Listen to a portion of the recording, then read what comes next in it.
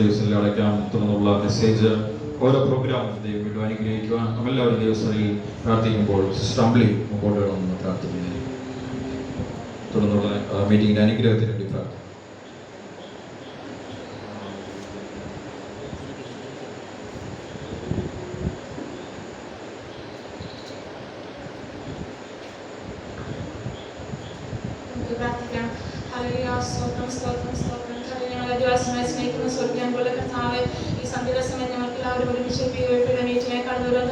ഞങ്ങളുടെ ജീവിതത്തിൽ ഒഴിക്കുന്ന ഈ നിമിഷങ്ങൾക്കായി സ്തോത്രം ചെയ്യുന്ന കർത്താവിനെ മാറ്റപ്പെട്ടപ്പോൾ എന്റെ കർത്താവിനെ ഒരുമിച്ച് ഒരു പ്രാവശ്യം കൂടി ആരാധിപ്പാനും സ്തുതിപ്പാനും ദൈവം ഞങ്ങളുടെ ജീവിതത്തിൽ ഒഴിക്കുന്ന വലിയ നിമിഷങ്ങൾ ഓർത്തുകൊണ്ട് നന്ദി പറയുന്ന കർത്താവ്, ഞങ്ങൾ പ്രായമുള്ളവർ പ്രായം കുറഞ്ഞവർ എല്ലാവരും ഒരുമിച്ചിരുന്നു 2-3 പേരുടെ നാമത്തിൽ കൂടി വരുന്ന മധ്യത്തിലുണ്ടെന്ന് പറഞ്ഞ കർത്താവിന്റെ നാമത്തിൽ ഉയർത്തുവാൻ നിൽക്കണം. സർവ്വം ഞങ്ങളുടെ ജീവിതത്തിൽ ചെയ്തുകൊണ്ടിരിക്കുന്ന ചെറുതും വലുതുമായ എല്ലാ ഉപകാരങ്ങളെയും ഓർത്തുകൊണ്ട് നന്ദി പറയുന്ന കർത്താവ് തക്ക സമയത്ത് കടന്നു വരാൻ നിൽക്കണം. എല്ലാവർക്കും ദൈവം കൃപ നൽകിയതിനാൽ സ്തോത്രം ചെയ്യുന്ന കാലാവസ്ഥ ദൈവം അനുകൂലമാക്കി തന്നതിനാൽ നന്ദി പറയുന്നു. എല്ലാവരും കടന്നു വരുവാൻ നിൽക്കണം. സർവ്വ കൃപ ചെയ്തതിനാൽ സ്തോത്രം ചെയ്യുന്ന കർത്താവെ, ഈ കൂട്ടായ്മ ദൈവത്തിന്റെ നാമത്തിനും കർത്താവിന്റെ മഹത്വത്തിനുമായി തീരാൻ നിൽക്കണം. സ്വർഗ്ഗോടിനെ സഹായിക്കണമെന്ന് പ്രാർത്ഥിക്കുന്ന കർത്താവെ, അങ്ങയുടെ മുറിഞ്ഞ കരം വെച്ച് ദൈവം നിങ്ങളെ അനുഗ്രഹിക്കുകയും ആസ്വദിക്കുകയും ചെയ്യണമെന്നോട് പ്രാർത്ഥിക്കുന്ന കർത്താവെ, അങ്ങയുടെ നാമത്തിൽ ചെയ്യുന്ന ഈ ചെറിയ കൂട്ടായ്മയുടെ ആരംഭത്തെ ദൈവ വലിയൊരു മീറ്റിംഗ് ആയി തീർക്കണമെന്ന് പ്രാർത്ഥിക്കാൻ ഈ വചനങ്ങൾ കർത്താവിനെ അറിയാൻ നിൽക്കണം. കർത്താവിന്റെ സന്നിധിയിൽ കടന്നു വരുവാൻ നിൽക്കണം. ഈ ലോകത്തിന്റെ സ്നേഹം എങ്ങനെയെന്ന് അറിയിച്ചെന്ന കർത്താവിന്റെ ക്രൂശിനെ ആദ്യം പിന്തുടരാൻ നിൽക്കണം. എല്ലാവർക്കും ദൈവം കൃപ പകരുകയും കർത്താവിന്റെ കൃപയിൽ നിൽക്കാൻ നിൽക്കണം. ദൈവം എല്ലാവരും സഹായിക്കണമെന്നോട് പ്രാർത്ഥിക്കുന്ന മീറ്റിംഗിനെ ദൈവം അനുഗ്രഹിക്കണം. ഇതിന് നേതൃത്വം കൊടുക്കുന്ന എല്ലാ ദൈവജനങ്ങളും ദൈവത്തെ സഹായിക്കുകയും അനുഗ്രഹിക്കുകയും ചെയ്യണമേ. ഞങ്ങൾ ഓരോരുത്തരും അങ്ങയുടെ കരങ്ങളിലേക്ക് സമർപ്പിക്കുന്ന കർത്താവ്, ദൈവത്തിന് വലിയ സാന്നിധ്യം വരുവാനും അടികളോട് കൂടെ ഇരുന്ന് അടികളെ നടത്തണമെന്ന് നമ്മൾ പ്രാർത്ഥിക്കുന്നു. ദൈവത്തിന് വലിയ സാന്നിധ്യത്തിന് ദൈവങ്ങളെ മറക്കണമെന്ന് പ്രാർത്ഥിക്കുന്നു. പ്രാർത്ഥനയാശനം കേട്ടാൽ നന്ദിവരും സർവ്വം ഞങ്ങൾക്ക് വേണ്ടി ജീവൻ അർപ്പിച്ച അരുമനാഥന്റെ നാമത്തിൽ യേശു സ്വർഗ്ഗസ്ഥനായ പിതാവേ, കൃപ കേട്ട് ഉത്തരമരണമേ.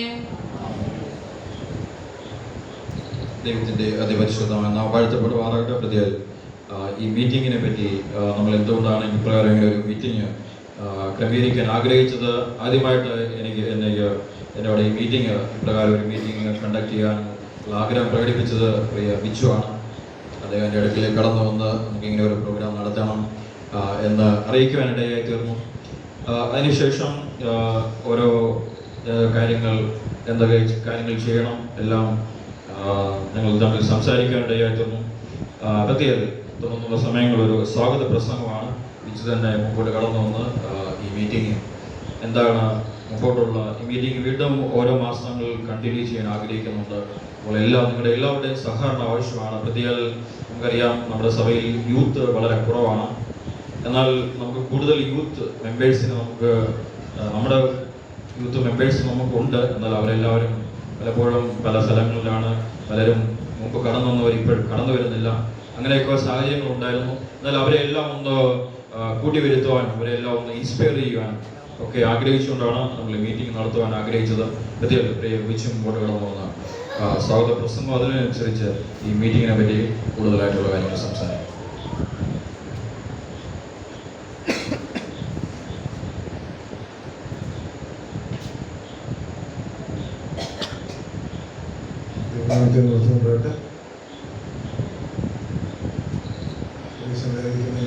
അധ്യക്ഷൻ പ്രസിഡന്റുമായിട്ടുള്ള മോഹൻ, മീറ്റിംഗിന്റെ ഉദ്ഘാടനവും മുഖ്യ സന്ദേശം നൽകാനായിട്ട് വന്നിട്ടുള്ള നമ്മുടെ പാസ്റ്ററായിട്ടുള്ള പാസ്റ്റർ ഗോപി ചെറിയ സാറും മറ്റ് പി അംഗങ്ങൾ, സഭാവിശ്വാസികൾ എല്ലാവർക്കും എൻ്റെ സ്നേഹത്തെ ആദ്യം തന്നെ അറിയിക്കുന്നു. PFA പ്രോഗ്രാമുകൾ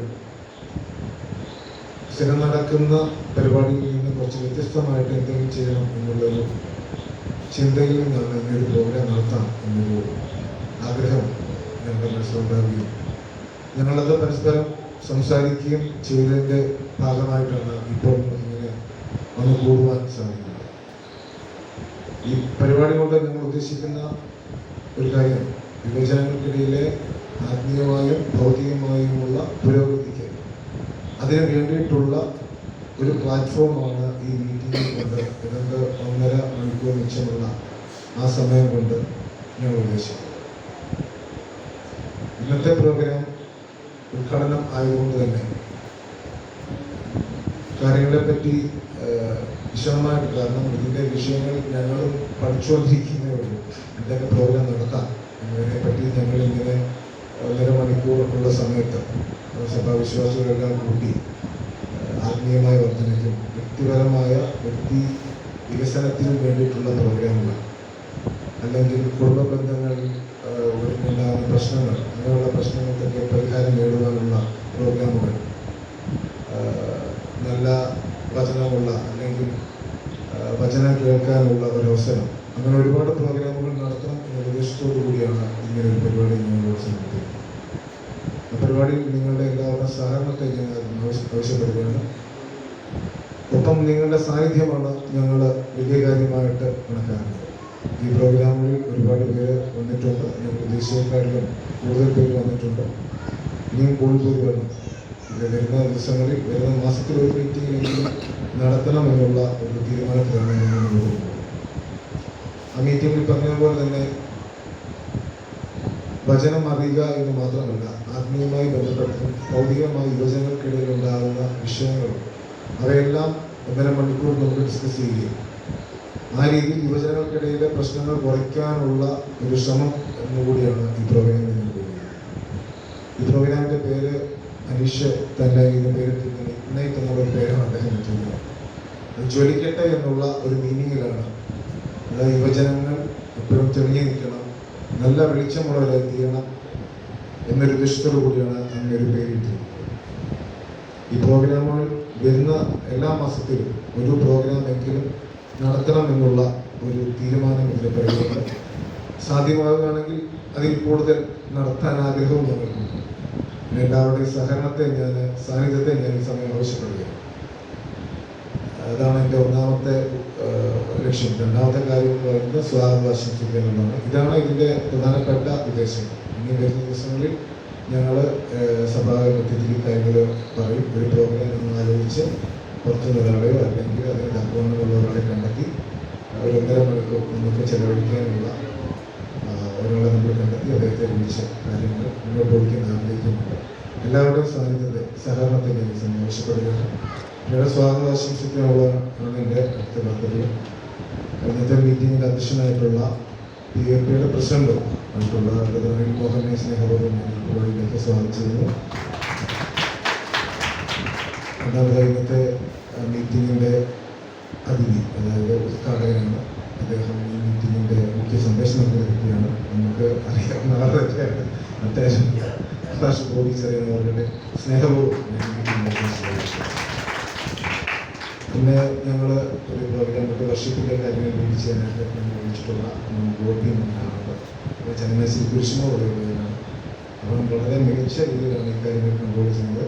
അവന് ദൈവം വഹിച്ച വഴിയിൽ അവന് ദൈവം അനുഗ്രഹം ഉണ്ടാകട്ടെ എന്ന് ആശംസിച്ചുകൊണ്ട് സ്നേഹപൂർവ്വം സ്വാഗതം.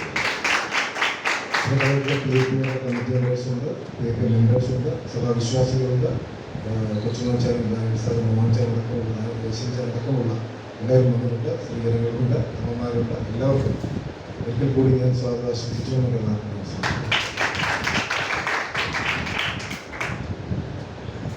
ദൈവങ്ങളെ എല്ലാവരും അനുഗ്രഹിക്കുമാറാകട്ടെ. പ്രതികൾ ടീച്ചറിനുള്ള നന്ദി അറിയിക്കുന്നു. പ്രതികൾ ഈ മീറ്റിംഗ്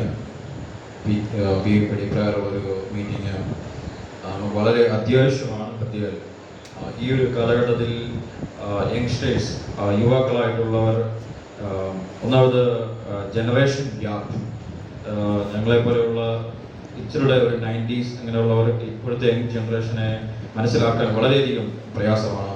അവർ ഏത് രീതിയിൽ ചിന്തിക്കുന്നു, ഗതിയിൽ അവരുടെ ടെക്നോളജിയുമായിട്ടുള്ള അവരുടെ സംബന്ധം, ഇതൊക്കെയും ഒരു മറ്റുള്ളവരെ മനസ്സിലാക്കാൻ വളരെ പ്രയാസമായിട്ടുള്ളൊരു ഒത്തിരി വെല്ലുവിളികൾ നിറഞ്ഞ ഒരു കാലഘട്ടത്തിലാണ് നമ്മൾ ജീവിക്കുന്നത്. അതുകൊണ്ട് ഇങ്ങനെയുള്ള മീറ്റിങ്ങുകൾ നമുക്ക് വളരെ അനിവാര്യമാണ്. ഇല്ലെങ്കിൽ നമ്മളുടെ യുവാക്കൾ നമുക്ക് നഷ്ടപ്പെടുവാനിടയായിത്തീരും. ഇതിൽ ഞാനാണെങ്കിലും പല സ്ഥലങ്ങളിൽ കടന്നേറ്റം എന്നുള്ളൊരു ബിച്ചുവിനോട് പറയാനിടയെത്തുന്നു. നമുക്കൊരു ക്യാപ്ഷൻ ആവശ്യമാണ്. അപ്പോൾ ഞാൻ ഇങ്ങനെ പല ക്യാപ്ഷനുകൾ ചിന്തിച്ചു. അപ്പോൾ എൻ്റെ മനസ്സിലേക്ക് വന്ന ഒരു ചിന്തയാണ് ഒരു ഇഗ്നൈറ്റ് എന്ന് പറയുന്ന ഒരു ക്യാപ്ഷൻ കടന്നു വരാനിടയെത്തുന്നു. അതുകൊണ്ട് ഉദ്ദേശിക്കുന്നതെന്ന് പറയുന്നത്, ഇഗ്നൈറ്റ് എന്ന് പറഞ്ഞാൽ അതിൻ്റെ മലയാളം ജ്വലിപ്പിക്കുക എന്നുള്ളതാണ്. അപ്പോൾ പ്രത്യേക ദേവദാസനോടൊക്കെ ഞാൻ സംസാരിക്കാനിടയായിരുന്നു. അപ്പോഴാണ് കൂടുതലായിട്ട് നമ്മുടെ യങ്സ്റ്റേഴ്സ്, അവർക്കെല്ലാം ഒരു ടാലൻ്റ് ഉണ്ട്, അവരുടെ ഉള്ളിലെല്ലാം ഒരു ടാലൻ്റ് ഉണ്ട്. ഇപ്പോൾ നമ്മുടെ കോഡ്വിൻ നമുക്ക് വേണ്ടി കീബോർഡ് വായിക്കാൻ വേണ്ടി അദ്ദേഹം കടന്നു വരാനിടയായിരുന്നു. പ്രത്യേക കോട്ടിൽ പറയാനിടയായിരുന്നു. തൻ്റെ 6th സ്റ്റാൻഡേർഡ് തൊട്ട് അദ്ദേഹം ഈ കീബോർഡ് പഠിക്കുന്നതാണ്. ഞാനിത് പഠിക്കാൻ വേണ്ടി ഡെറാഡൂണിൽ എന്നെ അവിടുത്തെ 2 മ്യൂസീഷ്യന്മാർ എന്നെ ഇത് പഠിപ്പിക്കാൻ ശ്രമിച്ചാണ്. അവർ രണ്ടുപേരും പരാജയപ്പെട്ടത്. അപ്പോൾ പക്ഷേ ചിലരിൽ ടാലൻ്റ് ഉണ്ട്, അവർക്ക് ചെറുപ്പം തൊട്ടുള്ള ഒരു ടാലൻ്റ് ഉണ്ട്, അത് നാച്ചുറലായിട്ട് അവർ ചെയ്യുന്ന കാര്യങ്ങളാണ്. അപ്പോൾ നമ്മുടെ എല്ലാ സ്റ്റുഡൻസിനും നമ്മുടെ പിള്ളേരുടെ എല്ലാം ഹൃദയത്തിൽ ഒരു ടാലൻ്റ് ഉണ്ട്. അപ്പോൾ ആ ടാലൻ്റ് അത് വളർന്നു വരുന്നത് അതിൻ്റെ റൈറ്റ് ആയിട്ടുള്ള ഒരു അറ്റ്മോസ്ഫിയറിൽ വരുമ്പോൾ മാത്രമാണ്.